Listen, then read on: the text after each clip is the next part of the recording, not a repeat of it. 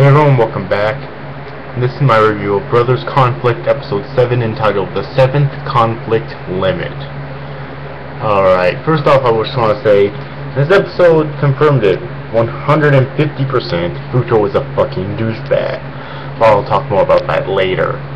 Futo is in a new commercial leading the family to begin plans for an overseas trip during summer vacation in order for Emma and Yusuke to take a break from exams.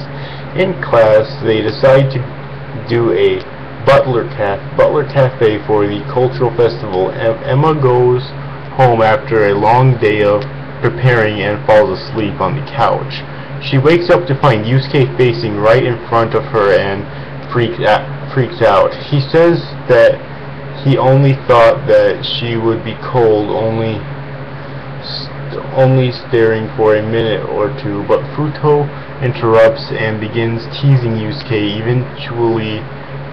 Eventually Tsubaki stops him from fighting. The next day, Azusa comes into the kitchen where Emma is and falls after feeling dizzy. Hikaru comes in and realizes that Azusa has a fever from working too hard, ordering Azusa to take a break. Emma ends up being late to the classroom where she learns that their class has changed into a Butler X Maid Cafe instead.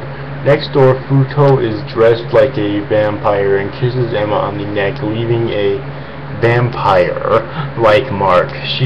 Why he's dressed like a vampire is never explained, by the way. She goes home only to have Tsubaki ask about the mark, telling her that he had already told her his feelings. Tsubaki begins arguing with Emma, but Azusa, and almost kisses her again, by the way. But Azusa comes into the living room, telling Tsubaki that he was becoming too pushy when it came to Emma's feelings. Tsubaki gets mad and Azusa tries to convince him, but he passes out in the middle of the argument. Tsubaki reaches out to catch him but misses.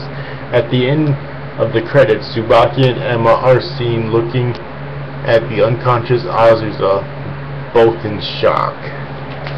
Alright, well, kind of a cliffhanger at the end of the episode there, which makes me really want to watch the next episode, which is a sigh of relief, because probably my biggest problem with the series so far is that it seems to be the same thing repeated over and over and over again, for the most part, in every episode. Like, they'll have different encounters for each situation, but the situation's pretty much in the same way, you know. Also, as I mentioned before, Futo's a fucking douchebag. I hate that character. I want him dead. Okay?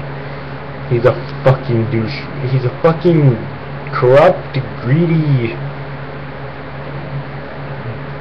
jackass, asshole douchebag. I hate him. I hate people like him, okay? Seriously, the fame's really gone to his fucking head. Wonder if he was like that before the fame came to him. Oh well. But anyways, though, those are really my only two problems with this episode, though, but they are two glaring problems. But the thing that makes me want to watch the next episode as quickly as possible, as I said before, is the final scene, that cliffhanger at the final scene, because I do actually kind of like Azusa as a character.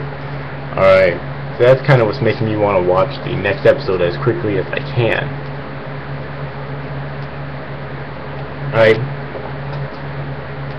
But anyways, overall, hope you enjoyed it. Overall, this episode was pretty good. It's a step up in the right direction, definitely, especially with that last scene there, as I said before. So yeah, anyways, overall, hope you enjoyed this review, guys. See you after, guys. Thanks for watching. Bye-bye.